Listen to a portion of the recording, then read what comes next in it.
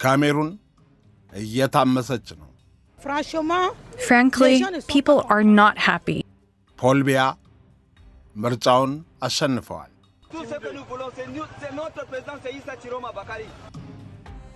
በምዕራብ አፍሪካዊቱ ሀገር ካሜሩን ውጥረት ነግሷል። የካሜሩን ተቃዋሚ ኃይሎች ፕሬዝዳንት ፖል ቢያ ከስልጣን እንዲወርዱ ከፍተኛ እንቅስቃሴ ሲያካሂዱ የነበረ ቢሆንም የአገሪቱ ምርጫ ቦርድ ይፋ ባደረገው ውጤት ፕሬዝዳንት ፖል ቢያ ማሸነፋቸውን አውጇል። ይህን ተከትሎም በመላዋ ካሜሩን የምርጫውን ውጤት አንቀበልም ያሉ ተቃዋሚዎች እስከ መጨረሻው ተፋልመን አገራችንን ከፕሬዝዳንት ፖል ቢያ አገዛዝ ነፃ እናወጣታለን፣ ገዢው ፓርቲ ድሉን ሊነጥቀን ነውና ሁሉም ካሜሩናዊ አደባባይ በመውጣት እምቢታውን በተቃውሞ ይግለጽ ሲሉ ጥሪ አድርገዋል። የካሜሩን መንግሥት በበኩሉ ይህን አይነቱን ሕዝብን ለአመፅ የማነሳሳት ተግባር እያካሄዱ ያሉ የተቃዋሚ ኃይሎች ከድርጊታቸው እንዲታቀቡ አስጠንቅቋል። የመንግሥት ኮሚኒኬሽን ሚኒስትርና የመንግሥት ቃል አቀባይ ሬኔ ኢማኑኤል ሳዲ የካሜሩን መገናኛ ብዙሃን ጋዜጠኞች ኃላፊነት በተሞላበት መንገድ እንዲሰሩና እሳቱን ከማቀጣጠል ተግባር እንዲቆጠቡ አሳስበዋል። ሚዲያዎች በማንኛውም ዴሞክራሲያዊ ማኅበረሰብ ውስጥ የሕዝብን አስተያየት በመቅረጽ ረገድ የጎላ ሚና ይጫወታሉ። የካሜሩን መገናኛ ብዙሃን በዚህ መንገድ በመንቀሳቀስ ለአገራችን ዴሞክራሲና የሕግ የበላይነትን ማዕከላዊ ግቡ ላደረገ የተረጋጋ አገረ መንግሥት ቀጣይነት መስራት ይጠበቅባቸዋል። አንዳንዶች እንደሚያስቡትና እንዳቀነባበሩት የሚዲያዎቻችን ተግባር በእሳቱ ላይ ጋዝ ከማፍሰስና እሳቱን ከማቀጣጠል ይልቅ በካሜሩን ውስጥ ዴሞክራሲን የሚያረጋጋና የሚያጠናክር የእሳት ማጥፊያ መሆን አለባቸው ብለዋል። በካሜሩን የተካሄደው የምርጫ ውጤት በይፋ ከመገለጹ በፊት የድምፅ ቆጠራው በሂደት ላይ ያለ ሁለት የካሜሩን ተቃዋሚ ፓርቲ አባላት እጩ ፕሬዝዳንት ኢሳ ቺሮማ ባካሪ ምርጫውን አሸንፈዋል የሚል መግለጫ መስጠታቸውን ተከትሎ ኢሳ ቺሮማ ዱዋላ ከሚገኘው መኖሪያ ቤታቸው በመንግሥት የጸጥታ ኃይሎች ታስረው ወዳልታወቀ ቦታ ተወስደዋል ሲል የ2025 የለውጥ ኅብረት የተሰኘው የተቃዋሚ ቡድን ባወጣው መግለጫ አስታውቋል።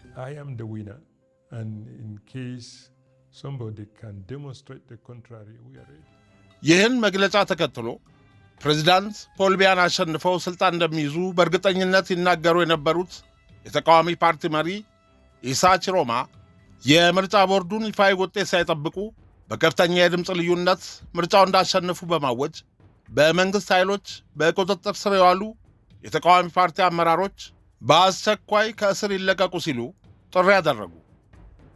ይህና መሰል የተቃውሞ እንቅስቃሴዎች በአራቱም የአገሪቱ ክፍሎች በሚገኙ ከተሞች ውስጥ በተቃዋሚ የፖለቲካ ድርጅት አመራሮች አስተባባሪነት ተካሂደው ነበር።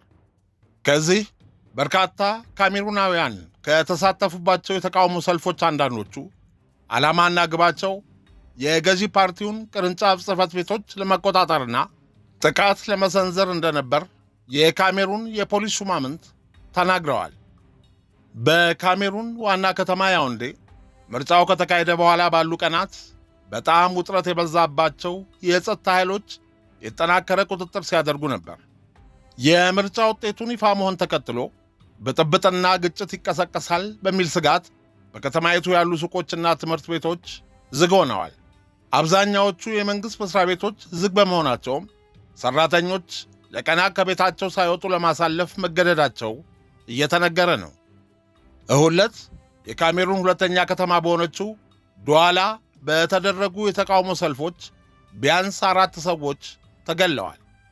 በነጋታው ሰኞ ዕለት በርካታ ሰዎች በጋሮዋ ከተማ በሚገኘው የቺሮማ ባካሪ መኖሪያ ቤት አቅራቢያ የተቃውሞ ትዕይንተ ሰልፍ ለማካሄድ እየተንቀሳቀሱ በነበረበት ወቅት ፖሊስ ሰልፉን ለመበተን ሲል ወደ ሰማይ በመተኮሱ ሳቢያ ብጥብጥ መቀስቀሱን በቦታው ላይ የነበረ የአካባቢው ጋዜጠኛ ለመገናኛ ብዙሃን ተናግሯል። የአካባቢው ዋና አስተዳዳሪ ሳሙኤል ዲዶኔ ዲቦዋ ተቃዋሚዎች ባስተባበሩት ትዕይንተ ሰልፍ ላይ የነበሩ ተሳታፊዎች ፖሊስ ጣቢያዎች ላይ ጥቃት በመሰንዘራቸው የተነሳ የጸጥታ ኃይሎች ነገሮችን በቁጥጥር ስር ለማዋልና ራሳቸውን ለመከላከል አስፈላጊውን እርምጃ ወስደዋል ማለታቸው ተሰምቷል። በተመሳሳይም የተቃዋሚው መሪ ቺሮማ ባካሪ በፌስቡክ ገጻቸው ከመኖሪያ ቤታቸው ውጭ የተሰበሰቡ ደጋፊዎችን ለመበተን ፖሊስ ተኩስ መክፈቱን ጽፈዋል። ፖለቲከኛውና በምርጫው የፖልቢያ ተፎካካሪ የሆኑት ቺሮማ ባካሪ የመንግሥት ጸጥታ ሠራተኞች ናቸው ያሏቸው ታጣቂዎች ከእሳቸው ቤት አጠገብ ከሚገኝ ቤት ቅጥር ግቢ ውስጥ ቆመው በሕዝቡ ላይ እየተኮሱ ነው፣ ተከበናል፣ ድረሱልን ብለው ጥሪ ማድረጋቸውን የሚያወሱ ዘገባዎች በስፋት በበይነመረብ ሲንሸራሸር ነበር። የካሜሩን ባለሥልጣናት በእነዚህ ሪፖርቶች ላይ አስተያየት እንዲሰጡ ተጠይቀው ፈቃደኛ አልሆኑም። በካሜሩን ኦክቶበር 12 ቀን 2025 ከተካሄደው ምርጫ ወዲህ በጸጥታ ኃይሎችና በተቃዋሚ ደጋፊዎች መካከል በተፈጠረው ግጭት በርካታ ካሜሩናውያን ተገለዋል። በመቶዎች የሚጠጉ ዜጎች ደግሞ ለእስር ተዳርገዋል በማለት ተቃዋሚዎች እየተናገሩ ነው። ይህን ተከትሎም የካሜሩን የአገር ጉዳይ ሚኒስትር ፖል ኢታንጋንጂ የተቃዋሚው መሪ ኢሳ ቺሮማ ባካሪ ከምርጫ በኋላ የተካሄዱትን ሰልፎች አነሳስተዋል፣ የመንግሥትና የሕዝብ ሀብት እንዲወድም ሕይወት እንዲጠፋም አድርገዋል በሚል ሕጋዊ እርምጃ እንዲወሰድባቸው መንግሥት ክስ እንደሚመሰርት ለመገናኛ ብዙሃን ተናግረዋል። ኦክቶበር 12 ቀን 2025 በካሜሩን ከተካሄደው ምርጫ ወዲህ ሚኒስትሩ ሕገ ወጥ ናቸው ያሏቸውን ተቃውሞዎች በማደራጀት የሰው ሕይወት እንዲጠፋ ምክንያት ሆነዋል። እንዲሁም የምርጫ ውጤቱ ሳይገለጽ አሸንፌያለሁ ብለው ማወጃቸውን ተችተዋል።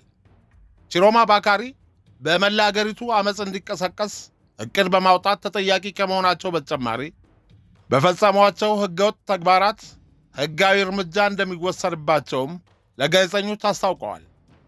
በ1982 ወደ ሥልጣን የመጡትና በአሁኑ ጊዜ በዓለም ላይ በዕድሜ አንጋፋው የአገር መሪ የሆኑት ፖል ቢያ ኦክቶበር 12 ቀን 2025 በተካሄደው ምርጫ 53.7% ድምፅ በማግኘት አሸንፈዋል ሲል የካሜሩን የሕገ መንግሥት ምክር ቤት ይፋ ባደረገው የምርጫ ውጤት የ92 ዓመቱ ፖል ቢያ እስከ 100 ዓመታቸው ድረስ ካሜሩን እንዲመሩ የሚያስችላቸውን ይሁንታ ከካሜሩን ሕዝብ ማግኘታቸውን አስታውቋል።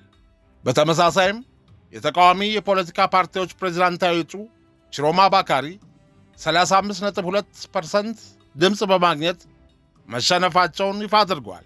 በምርጫው 3.4% ድምፅ በማግኘት ሦስተኛ ደረጃን የያዙት ካብራል ሊቢ ደጋፊዎቻቸውን ተስፋ እንዳትቆርጡ ብለዋል። የካሜሩን ብሔራዊ ዕርቅ ፓርቲ ፒሲአርኤንን የሚመሩት ሊቢ ለውጤቱ ዕውቅና እንደሚሰጡና ለተመረጡት እጩ እንኳን ደስ ያለው ብለዋል። በዚህ ዓመት የመራጮች ተሳትፎ 58 በመቶ መድረሱን የሕገ መንግሥት ምክር ቤት ያስታወቀ ሲሆን እንደ ዓለም አቀፉ የምርጫ ሥርዓት ፋውንዴሽን IFES ከሆነ ባለፉት 3 ምርጫዎች የተሳተፉት ሰዎች በአማካይ 67 በመቶ ነበሩ። በዚህ ዓመት በካሜሩን የእንግሊዝኛ ቋንቋ ተናጋሪ ሰሜን ምዕራብና ደቡብ ምዕራብ ክልሎች የአካባቢው አማጽያን ተገንጣዮች ድምፅ ለመስጠት የወጡትን ነዋሪዎች አስፈራርተዋል። ተገንጣዮቹ በአብዛኛዎቹ ፈረንሳይኛ ተናጋሪ ክልሎች ውስጥ ካሉ ባለሥልጣናት ጋር ለረጅም ጊዜ የዘለቀ ግጭት ውስጥ ቆይተዋል። ቺሮማ ባካሪ የካሜሩን የሕገ መንግሥት ምክር ቤት ይፋ ያደረገውን ውጤትና የተሰረቀ ድምፅ በመጠቀም የፖል ቢያ አገዛዝ እንዲቀጥል የተፈጸመውን ሴራ በፍጹም እንደማይቀበሉትና የሕዝብን ድምፅ ለማስከበር በሚደረጉ እንቅስቃሴዎች ሳቢያ መታሰር እንደማይፈሩ ተናግረዋል። መንግሥት እሳቸውን ለመወንጀልና በሐሰት ዘብጥያ ሊወረውራቸው እየተዘጋጀ መሆኑን ያውቁ እንደሆነ ተጠይቀው ምላሽ ከመስጠት ተቆጥበዋል።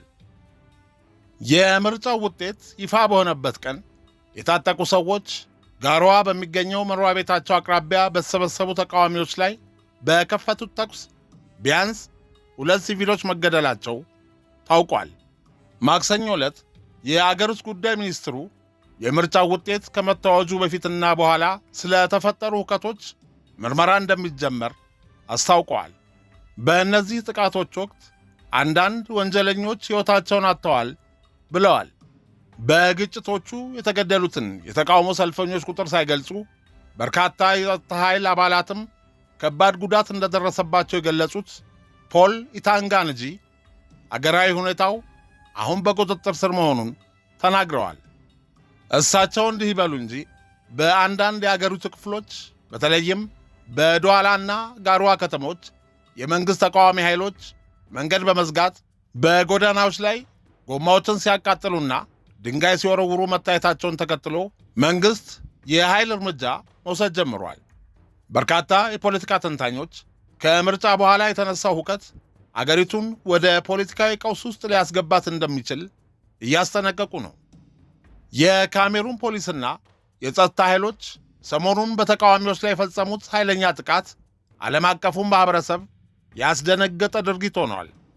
በዚህ ምክንያትም አንዳንድ የምዕራብ አውሮፓ ሀገራት ዲፕሎማቶች የፖል ቢያ መንግሥት ከድርጊቱ እንዲታቀብ የተባበሩት መንግሥታት ድርጅት፣ የአፍሪካ ኅብረትና የአውሮፓ ኅብረት እጃቸውን እንዲያስገቡ መንግሥታት ጥሪ እንዲያቀርቡ ሪፖርት ማድረጋቸው እየተሰማ ነው። ፕሬዚዳንት ፖል ቢያ ለ8ኛ ጊዜ በተወዳደሩበት ብሔራዊ ምርጫ አሸናፊ መሆናቸው ከተገለጸ ከጥቂት ሰዓታት በኋላ በይፋ በሰጡት መግለጫ በፕሬዝዳንታዊ ምርጫ ማሸነፋችን ከተረጋገጠ በኋላ ቃል የምንገባው ለሕዝባችን ሕይወት መቀየርና የተሻለ የበለጸገ ኢኮኖሚ ያላት አገር እንዲኖረን ያለ እረፍት የምንሠራ መሆኑን ለመላው ካሜሩናውያን አረጋግጣለሁ። በዚህ አጋጣሚ የመረጣችሁንም ሆነ ያልመረጣችሁን ካሜሩናውያን በሙሉ ሰላማዊ፣ አንድነቷ የተረጋገጠና የበለጸገች ካሜሩንን አብረን ለመገንባት ቁርጠኛ አቋም እንዳለን ከልቤ ቃል ገባላችኋለሁ። አመሰግናለሁ። እስካሁን ካያችሁት የተሻለ ነገር የሚመጣው አሁን ነው። እንደገና በእኔ ላይ እምነት ስለጣላችሁ ምስጋናዬን አቀርብላችኋለሁ። በመጀመሪያ ግን ምርጫውን ተከትሎ በተከሰተው ሁከት ሳቢያ ሕይወታቸውን ላጡ ሁሉ የተሰማኝን ጥልቅ ሐዘን ልገልጽ እወዳለሁ። ለሟች ቤተሰቦች ፈጣሪ መጽናናትን ይሰጣቸው ዘንድ ጸሎቴ ነው ብለዋል። በተጨማሪም በአገሪቱ ሰላም እንዲሰፍን ለሁሉም ባለድርሻ አካላት ጥሪ አቅርበዋል።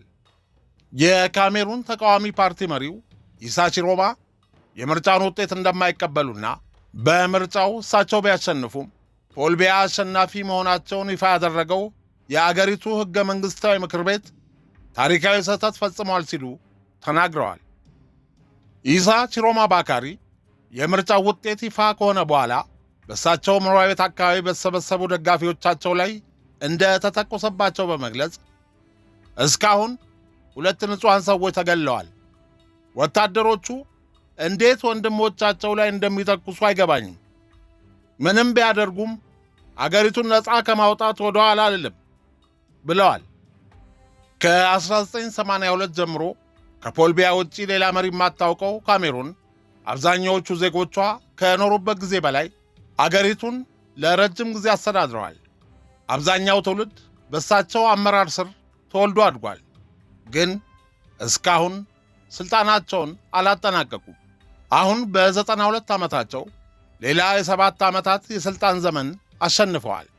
ምናልባትም የሥልጣን ዘመናቸውን ወደ ግማሽ ምዕተ ዓመት ያህል ማራዘምና 100 ዓመት እስኪሞላቸው ድረስ በሥልጣን ላይ እንዲቆዩ ይሁንታ አግኝተዋል። በካሜሩን የተካሄዱ ምርጫዎች እንደተጭበረበሩ በተደጋጋሚ ክሶች ይሰነዘራሉ። በተቃዋሚዎች መካከል ያለው ልዩነት እንዲሰፋ በማድረግ ተፎካካሪዎቻቸውን እንደረቱ የሚነገርላቸው ፕሬዝዳንት ትምህርት ቤቶችንና ዩኒቨርሲቲዎችን በማስፋፋታቸው አብዛኛው ካሜሩናዊ ስማቸውን በበጎ ያነሰዋል። ከናይጄሪያ ጋር በነበረው የግዛት ይገባኛል ጥያቄ በነዳጅ የበለጸገችው ባካሲ የተባለችው ክልል ወደ ካሜሩን ግዛት እንድትጠቃለል በማድረግ በካሜሩናውያን ዘንድ አክብሮትን አግኝተው የነበሩት ፖል ቢያ ለዓመታት እንግሊዝኛ ተናጋሪ በሆነው የካሜሩን ግዛት የሚንቀሳቀሱ የታጣቂዎችን ጥቃት ለማስቆም ባለመቻላቸው በአብዛኛው የካሜሩን ዜጋ ይወቀሳሉ። ፖል ቢያ እንደ አውሮፓውያን አቆጣጠር ከ1982 ጀምሮ በስልጣን ላይ ቆይተዋል። ከ30 ሚሊዮን ሕዝብ ውስጥ ከ60% በላይ የሚሆኑት ከ25 ዓመት በታች ሲሆኑ አብዛኛዎቹ ካሜሩናውያን የሚያውቁት ብቸኛው ፕሬዝዳንት ፖል ቢያ ናቸው። በአገሪቱ ከሚገኙት 10 ሰዎች መካከል 4ቱ ከ15 እስከ 35 ዓመት ባለው የዕድሜ ክልል ውስጥ የሚገኙ ወጣትና ሥራ አጥ ናቸው። ከእነዚህ ውስጥ ደግሞ ሩብ የሚሆኑት ወጣት ተመራቂዎች መደበኛ ሥራ ለማግኘት ከባድ ፈተና እንደሚገጥማቸው ዓለም አቀፍ የስደተኞች ድርጅት IOM አስታውቋል። የ26 ዓመቷ ተመራቂ ቫኒናን ዘኩይ ለቢቢሲ እንደተናገረችው ወጣቶች ወደ ውጭ አገር ለመሰደድ የበለጠ ፍላጎት አላቸው። ምክንያቱም ሁሉም የኃላፊነት ቦታዎች በዕድሜ በገፉ ሰዎች ስለተያዙ እነሱ በአገሪቱ ውስጥ ሰው የመሆን ዕድል እንደሌላቸው ያምናሉ። ይህ ደግሞ ክህሎታቸውን ተጠቅመው አገራቸውን ለማልማት ዋጋ እንደሚያስከፍል ተናግራለች። ሌላዋ በባሜንዳ የምትኖረው ወጣት ተንቤ ኦፊሊያ ኤንጆህ የፖል ቢያን መመረጥ አስመልክቶ ለቢቢሲ በሰጠችው አስተያየት ከልጅነቴ ጀምሮ እስካድግና አሁንም በወጣትነት የማውቀው እሳቸው የአገሪቱ ፕሬዝዳንት ሆነው ነው። ለ43 ዓመታት በሥልጣን ላይ ቆይተዋል።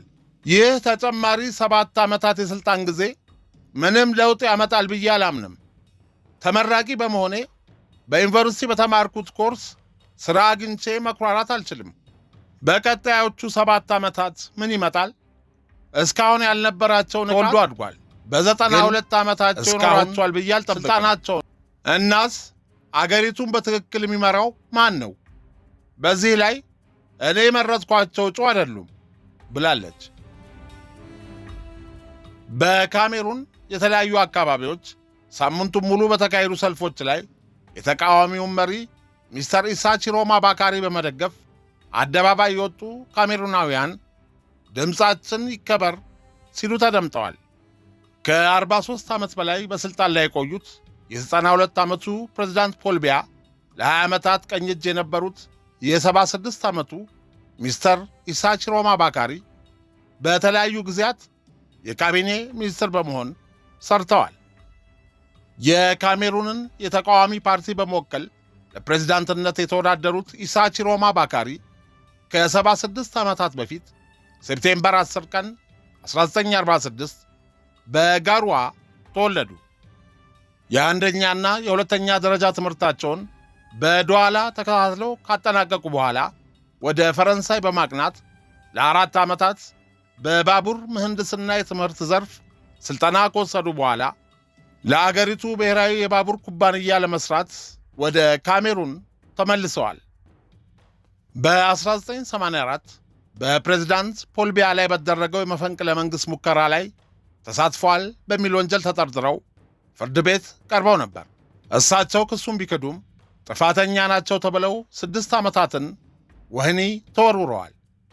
በ6 ዓመታት የወህኒ ቤት ቆይታቸው ወቅት በርካታ መልካም ነገሮችን ማከናወናቸው ይነገርላቸዋል። ከእነዚህ ውስጥም ሰፊ የእርሻ መሬት በማልማት እንዲሁም ከሌሎች እስረኞች ጋር በመሆን ለወህኒ ቤቱ ታራሚዎች የእንግሊዝኛ ቋንቋን ማንበብና መጻፍ ያስተማሩ ሲሆን በወህኒ ቤቱ ውስጥም የትምህርት ቤት ማቋቋማቸው ተጠቃሾች ናቸው። ኢሳ ቺሮማ ባካሪ የ6 ዓመታት የእስር ቅጣታቸውን አጠናቀው ከእስር ቤት ሲወጡ የመንግሥት ተቃዋሚ ሆነው የፖለቲካ ሥራቸውን ጀመሩ። በ1992 የተቃዋሚው UNDP ፓርቲ አመራር አባል ሆነው የተመረጡ ሲሆን ከገዢው ፓርቲ CPDM መሪ ከፖል ቢያ ጋር በትብብር መስራት ጀመሩ። ኢሳ ቺሮማ ባካሪ ለ4 ዓመታት ያህል የትራንስፖርት ሚኒስትር ሆነው ሰርተዋል። ለፕሬዝዳንት ፖል ቢያ ታማኝ የፖለቲካ ባለሟል ሆነውም ከ2009 እስከ 2019 ድረስ የኮሚኒኬሽን ሚኒስትርና በመንግሥት ቃል አቀባይነት ለ10 ዓመታት አገልግለዋል። ቦኮ ሐራም የተሰኘው የሽብር ድርጅት የሚሰነዝራቸውን ድንበር ዘለል ጥቃቶች ለመቀልበስ የካሜሩን መንግሥት የሚወስዳቸው እርምጃዎች ትክክለኛ መሆናቸውን መንግስትን ወክለው በማስረዳት የሚታወቁ የካሜሩን መንግስት ቃል አቀባይ ነበሩ። የ76 ዓመቱ ፖለቲከኛ ቺሮማ ባካሪ የጁን 2025 ምርጫ 4 ወራት ሲቀሩት የመንግሥት ሥራቸውን በፈቃዳቸው ለቀው የፖል ቢያ ተፎካካሪ ሆነው በምርጫ እንደሚወዳደሩ በማስታወቅ የምርጫ ዘመቻቸውን ማካሄድ ጀመሩ። በምርጫ ቅስቀሳ ዘመቻቸው ወቅት ከፍተኛ ቁጥር ያላቸውን ካሜሩናውያን በመሳብ ለለውጥ ከፍተኛ ፍላጎት ያላቸውን መራጮች ዕውቅናና ድጋፍ አግኝቻለሁ፣ ስለዚህ በምርጫው አሸንፌያለሁ ብለው ማወጃቸው ብዙዎችን ያስገረመ ጉዳይ ነበር። በእሁለቱ ተቃውሞ 4 ሰዎች ከተገደሉ በኋላ ጠንከር ያለ መግለጫ የሰጡት ቺሮማ ባካሪ ሕዝቡ በጅምላ በወጣበት ሰላማዊ ሰልፍ ላይ ወንጀለኛ በሆነ የአገዛዙ ጥይት ለወደቁ ወገኖች ታላቅ ክብር መስጠት ፈልጋለሁ።